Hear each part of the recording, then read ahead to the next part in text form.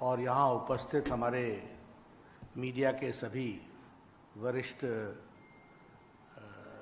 सज्जन वृंद, आज मुझे यहाँ बर्दवान में आने का सौभाग्य मिला और सुबेरे से मेरे कई कार्यक्रम थे। उन कार्यक्रमों में मैंने भाग भी लिया और उसके बाद शाम को आप लोगों के साथ मुलाकात तय थी, तो उसी के तहत मैं आप सब लोगों के साथ मिल रहा हूँ।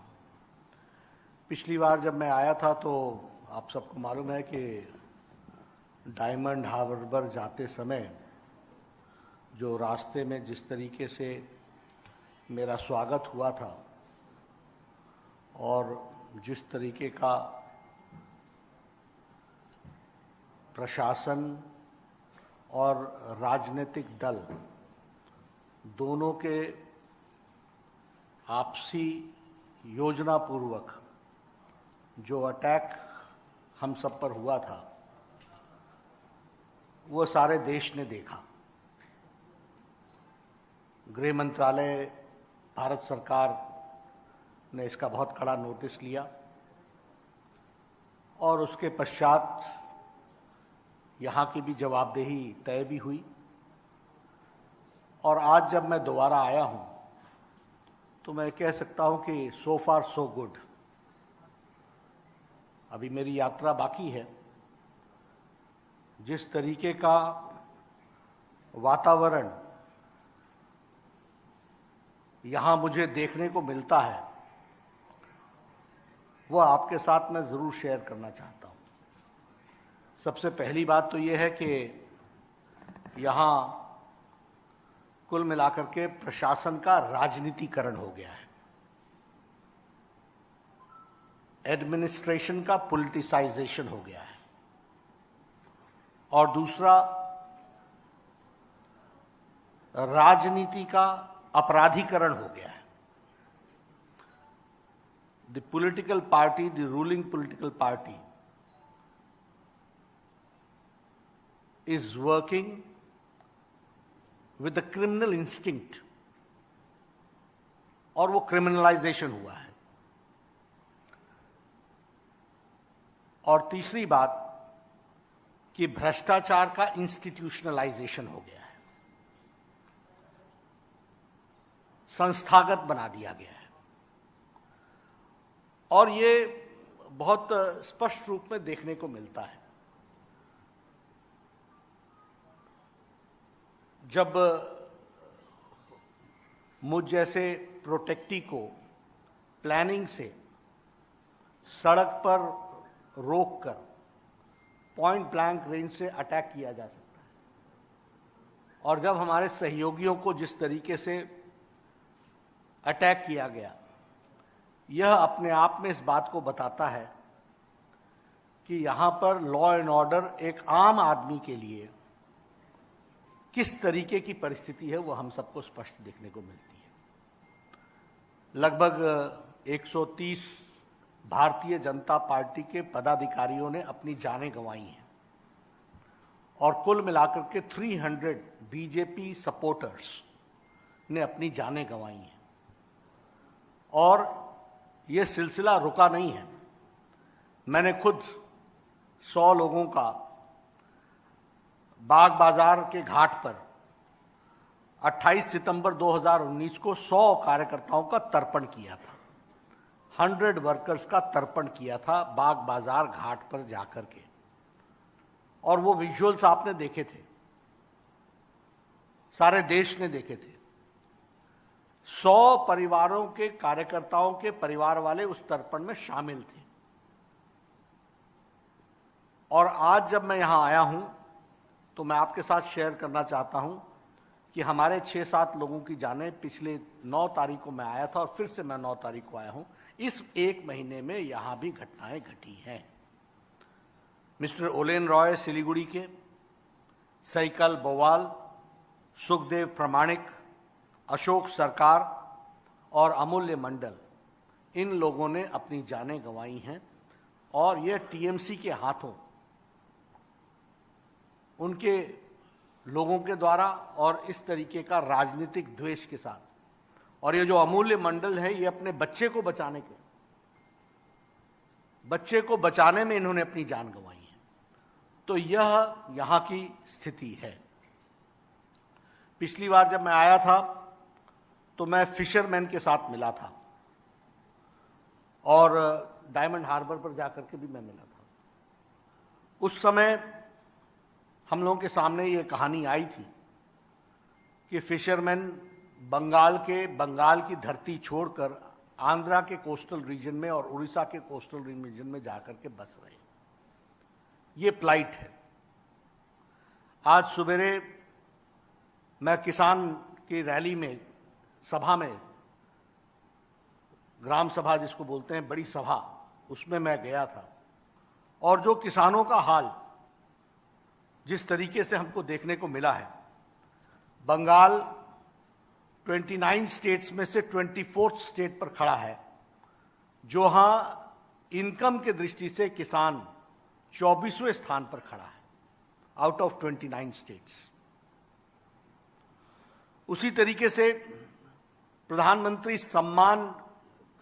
सम्मान निधि, किसान सम्मान निधि, यह यहां लागू नहीं है। लगभग 26 लाख किसानों ने अपने आप को सेल्फ रजिस्टर कराया है, जिसको ममता जी ने परमिशन नहीं दी है। प्रधानमंत्री जी किसानों को सम्मान देना चाहते हैं, वह उनकी मदद करना चाहते हैं, और इसके बीच में ममता जी बाधा बनकर के खड़ी हैं। और 26 लाख, वैसे 73 to 76 लाख अप्रॉक्सीमेटली किसान हैं जिनको किसान सम्मान निधि मिलना है। हाउस होल्ड्स, परिवार 73 to 76 लाख, तो उनको तो दिया नहीं, लेकिन 26 लाख लोगों ने जो सेल्फ रजिस्टर कराया उनको भी परमिशन नहीं दी है। This is the plight, and Mamata ji बाधा बनी हुई हैं, इसको हमको समझना चाहिए। इसी तरीके से किसान सम्मान निधि ही नहीं, आज हम लोगों ने कृषक सुरक्षा अभियान, इसको हम लोगों ने शुरू किया है और हम सब लोगों ने शपथ आज ली है। 40,000 ग्राम सभाओं में हमारे लोग जाएंगे, ग्राम सभाएं करेंगे, किसानों से एक मुट्ठी चावल, एक मुट्ठी उनसे अनाज हम लेंगे। आज मैं 4 घरों में गया था, मैंने भी किसानों से अनाज लिया और सौगंध खाई, प्रण लिया कि हमारी सरकार आते ही आपको किसान सम्मान निधि से सम्मानित करेंगे और साथ ही साथ किसानों को हम मुख्य धारा में आगे लाने के लिए हर संभव प्रयास करेंगे और उनके जो इश्यूज हैं उन इश्यूज को हम एड्रेस करेंगे। इस बात को हम लोगों ने कहा है। आज मैं वर्धमान क्षेत्र में हूं।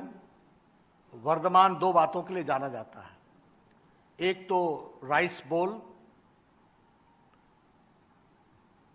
चावल का कटोरा, और दूसरा इंडस्ट्रियल हब। लेकिन जो दुर्दशा वर्धमान की हुई है, 47 में वेस्ट बंगाल का इंडस्ट्रियल आउटपुट 25% था, आज इंडस्ट्रियल आउटपुट 3% रह गया है। This is the plight of the situation. आज जो मैंने रैली देखी, जिसमें मैं भाग लिया मैंने, और बाद में मैं रोड शो में गया, जो उत्साह मेरे को देखने को मिला, और ये बीजेपी के कार्यकर्ता नहीं थे, ये बंगाल के सामान्य जन थे। हमारी रैली, यानी जो हमारा सभा थी, ग्राम सभा, उस स्थान से लेकर के हेलीपैड के बीच में लगभग 1.5 किलोमीटर का फासला था। इंच भर भी जगह पांव रखने के लिए नहीं थी। रैली में तो लोग थे ही खचाखच भरे हुए, लेकिन रास्ते में भी जो स्वागत हुआ, मैं पिछले महीने से इस महीने में 1 महीने के अंतर यहां पर मैं बहुत बड़ा अंतर देख रहा हूं बंगाल के लोगों का उत्साह में। 1 महीने पहले बंगाल के लोग डरे सहमे लेकिन ममता के खिलाफ थे। आज स्पष्ट रूप से लोग सड़क पर हैं और मैं एक आंधी देख रहा हूं और आने वाले समय में यह सुनामी में परिवर्तित होगी, ऐसा मेरा विश्वास है। रोड शो में मैंने सब लोगों को दिखाया जिस उत्साह के साथ घरों से, छतों से, मैंने पत्रकार बंधुओं को भी उसका नजारा दिखाया। मैंने उनको यह भी दिखाया कि अगर मैं ये साइन करता हूं तो कितना रिस्पांस मिलता है। मैंने उनको यह भी दिखाया कि जब मैं मुट्ठी बंद करके इस तरीके से खड़ा होता हूं तो कौन से नारे नीचे से निकलते हैं। तो एक अजब नजारा मुझे देखने को मिला है और मैं ये कह सकता हूं कि बंगाल बदलाव की तरफ चल पड़ा है। तय कर लिया है बंगाल की जनता ने। ममता जी की धरती पांव के नीचे से खिसक चुकी है और भारतीय जनता पार्टी की तरफ लोगों का एक तरफा रुझान बना है। यह मैं आप लोगों के साथ जरूर शेयर करना चाहता हूं। एक बात और भी कहना चाहता हूं जो मैंने आज ही कही है कि हमारी सरकार आते ही आयुष्मान भारत यहां बंगाल में लागू किया जाएगा। 1,11,00,000 households, 4,67,00,000 people are entitled for Ayushman Bharat. 1,11,00,000 परिवार, 4,67,00,000 लोग आयुष्मान भारत के लिए एंटाइटल्ड हैं वेस्ट बंगाल में। 50 करोड़ लोगों को यह लाभ मिल रहा है। 1,30,00,000 लोगों ने इसका लाभ उठा लिया है। 16,000 करोड़ रुपीस इस पे खर्च हो चुके हैं। दुर्भाग्य की बात है कि बंगाल के गरीब लोगों को हेल्थ सपोर्ट के दृष्टि से 1 रुपया भी उनको नहीं लेने दिया है। ममता जी बाधा के रूप में इन 4,67,000 गरीब लोगों के बीच में बाधक बनी हुई है।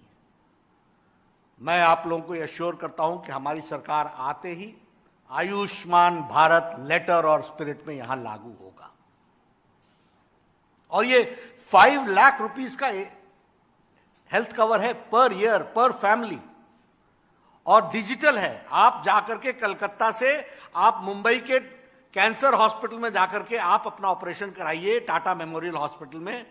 आपका पैसा दिल्ली से मोदी जी सीधे कैंसर हॉस्पिटल को भेजेंगे, वो बंगाल भी नहीं आएगा, वो सीधे उसको मिल जाएगा। ये डिजिटल व्यवस्था है।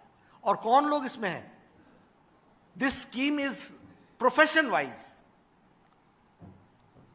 इसमें एससी जो डाटा है, जो सोशल सेक्टर का जो डाटा है, उसके आधार पर यह किया गया है। सोशल इकोनॉमिक कास्ट सेंसस के दृष्टि से किया गया है। इसके अंदर रेडी वाला, फेड़ी वाला, maid servant, auto driver, rickshaw वाला, ठेले वाला, सब्जी वाला, बार्बर, रैग पिकर, यानी गरीब लोग बाय प्रोफेशन, बाल काटने वाले हमारे मित्र साथी, बाय प्रोफेशन ये आयुष्मान भारत लोगों को एंटाइटलमेंट है और यहां ये नहीं दिया जा रहा है। तो इसके लिए भी हम जरूर काम करेंगे और इसको हम जरूर रखना चाहेंगे। एक बात मैं बताना चाहता हूं, कुछ पैरामीटर्स आपके सामने रखें। एवरेज पर पर्सन इनकम यहां 32 में से 24वें स्थान पर वेस्ट बंगाल खड़ा है। उसी तरीके से ग्रोथ इन एवरेज पर पर्सन इनकम 32 में से 26वें स्थान पर वेस्ट बंगाल खड़ा है। Growth in gross state domestic product में 32 में से 31वें स्थान पर खड़ा है वेस्ट बंगाल। और जो बंगाल का कर्जा है वो प्रदेश का बढ़कर के 4.5 लाख करोड़ हो गया है और ममता जी के बड़े सगे की इनकम 200% बढ़ गई है। ये स्थिति आज बंगाल की खड़ी है और मैं कहना चाहूंगा कि ममता जी की सरकार ने वेस्ट बंगाल की जनता के मन से उनकी विश्वसनीयता समाप्त हो गई है और जो सरकार चल रही है वह जिसको कहते हैं कि एक ढिलमुल तरीके से चीजों को आगे बढ़ाने का जो क्रम है यह वेस्ट बंगाल के पीपल के इंटरेस्ट में नहीं है। और मैंने कहा भ्रष्टाचार, कटमनी, टोलाबाजी, तुष्टीकरण, ये सब चीजें यहां विद्यमान हैं। अम्फान का फंड जिस तरीके से हाई कोर्ट ने 2 बार कहा 3 महीने के अंदर सीएजी की रिपोर्ट आनी चाहिए और 2 बार सुप्रीम कोर्ट में ममता जी गई हैं। मैंने पहले भी कहा था, मैं आज भी कहता हूं, है तो भय कहनो, ये भय कहनो, आपको डर किस बात का है? यह बताता है कि भ्रष्टाचार यहां व्याप्त है और इसीलिए भारतीय जनता पार्टी पूरी ताकत के साथ, पूरी शिद्दत के साथ, पूरी हिम्मत के साथ हमारे कार्यकर्ता इस अपराधीकरण के और इस पॉलिटिसाइजेशन ऑफ एडमिनिस्ट्रेशन के बीच में लड़ाई लड़ेंगे। हमें मालूम है हर तरीके के खतरे हैं, लेकिन प्रजातांत्रिक तरीके से भारतीय जनता पार्टी लड़ना जानती है और भारतीय जनता पार्टी इन तमाम विपत्तियों में से निकल करके आगे आना भारतीय जनता पार्टी का कार्यकर्ता बखूबी जानता है। We have accepted the challenge और यहां जो जनता का मुझे विश्वास, प्रेम दिख रहा है वो मेरे लिए उत्साह दे रहा है हम सारे कार्यकर्ताओं को। आने वाले समय में भारतीय जनता पार्टी 200 सीटों से ज़्यादा सीटें जीत करके भारतीय जनता पार्टी अपनी जीत यहाँ दर्ज कराएगी, ये मैं आपको बताना चाहता हूँ। मेरी बात समाप्त है। आप प्रश्न पूछ सकते हैं, इंग्लिश में भी पूछ सकते हैं, हिंदी में भी, बांग्ला में भी। दीपक घोष, एबीपी। मेरा सवाल ये है कि पिछले कई साल से आपने सरकार की आलोचना तो करते जा रहे हैं। आपका आरोप यह है कि हर विषय पे सरकार असफल रही है। अब सत्ता में आना चाहता है, बदलाव लाना चाहते हैं, लेकिन इस राज्यों को लेके आपका क्या भावनाएं हैं? खासतौर पे जो मेन मुद्दा है, इंडस्ट्री हो या जॉब अपॉर्चुनिटी हो, आपके पास ऐसा कुछ रोड मैप है कि नहीं है, ये हमें पता नहीं है। अब इस विषय पे आप साइलेंट क्यों है? हम साइलेंट नहीं हैं, ये प्रोसेस होता है। As the election comes forward we are going to roll out how we are going to go forward. लेकिन भारतीय जनता पार्टी का एक बहुत ही स्टैंडर्ड मॉडल है। सबसे पहली बात यह है कि कोई भी डेवलपमेंट तब तक नहीं होता जब तक government law and order situation को कंट्रोल नहीं करती है। कोई भी डेवलपमेंट होलिस्टिक अप्रोच में नहीं होता है जब तक कि गवर्नमेंट करप्शन फ्री नहीं होती है। कोई भी डेवलपमेंट तब तक नहीं होता जब तक गवर्न करने वाले की विश्वसनीयता नहीं बनती है। और मुझे यह कहना, मैं बहुत अदब के साथ कहना चाहता हूं कि वेस्ट बंगाल में ये सारी चीजें मिसिंग हैं और भारतीय जनता पार्टी की जहां जहां सरकारें हैं, हमने इन सब चीजों की भरपूर चिंता करते हुए हमने आगे बढ़ी and it is a holistic approach. इसीलिए मैं कहता हूं, बिहार का चुनाव आया था, हमको 10 लाख नौकरी देंगे, हमने ध्वस्त किया क्योंकि मुझे मालूम है कि इन लोगों को एडमिनिस्ट्रेशन का ए नहीं मालूम है। They do not know A about administration. लेकिन भारतीय जनता पार्टी एडमिनिस्ट्रेशन से लेकर के विश्वसनीयता पैदा करने के साथ साथ होलिस्टिक अप्रोच में लोगों को डेवलप करने में आगे बढ़ती है। राजू वर्तमान।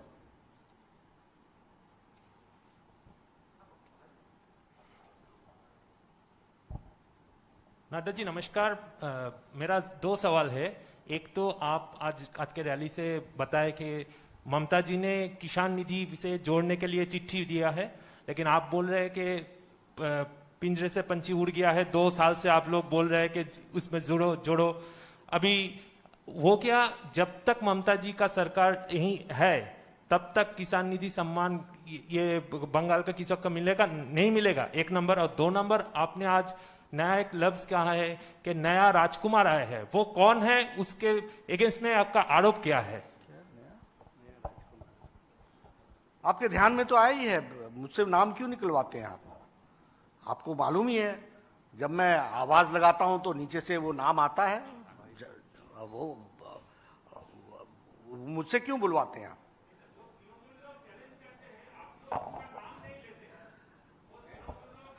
जनता लेती है ना,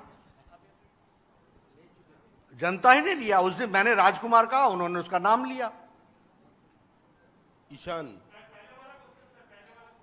क्या? देखिए, पहले वाले क्वेश्चन में आज मुझे जानकारी मिली है कि उन्होंने कहा है कि हम किसान सम्मान निधि के साथ जुड़ना चाहते हैं। अब पछतावत होत क्या जब चिड़िया चुग गई खेत। Point is, for the last so many years we were saying that Pradhanmantri Samman निधि, केंद्र सरकार उसको जरूर, हम पॉजिटिव तरीके से चलते हैं, लेकिन जब कृषक सुरक्षा अभियान चला तब आपकी नींद टूटी ना। तो your intention is clear and our intention was clear, is clear and will remain clear. Ishan ji 24 घंटा। नड्डा जी नमस्ते, मैं ईशान। नड्डा जी, आप जिस तरह से कह रहे हैं कि ममता बनर्जी अपना विश्वसनीयता खो चुके हैं, उसी सुर में, बिल्कुल उसी सुर में आज बंगाल का गवर्नर दिल्ली में अमित शाह जी के साथ बैठक करने के बाद कहे हैं कि बंगाल में अलकायदा बहुत जल्द अपना प्रभाव बढ़ा रहा है। तो ये एक बहुत बड़ा विस्फोटक अभियोग है और आपके साथ गवर्नर का सुर भी बहुत मिल रहा है। और उससे पहले गवर्नर आज BL संतोष जी के साथ भी बैठक किया है, उसको लेकर भी कुछ कंट्रोवर्सी आया है कि गवर्नर बन के वो कैसे इतने बड़े एक कद्दावर नेता से मीट कर सकते हैं। ये दोनों सवाल का जवाब अगर दे दे। देखिए, जहां तक गवर्नर का सवाल है, it is an administrative matter. Governor meets with home minister, what ever he discusses, it is a matter of confidentiality. The governor has got within the constitutional right to do it and he will do it. Number one. Number two, ये बात तो आप लोगों के भी सामने आई है ना कि मुर्शिदाबाद में कुछ लोग पकड़े गए हैं। जो पकड़े गए हैं उनका एंटी नेशनल फोर्सेस के साथ संबंध है।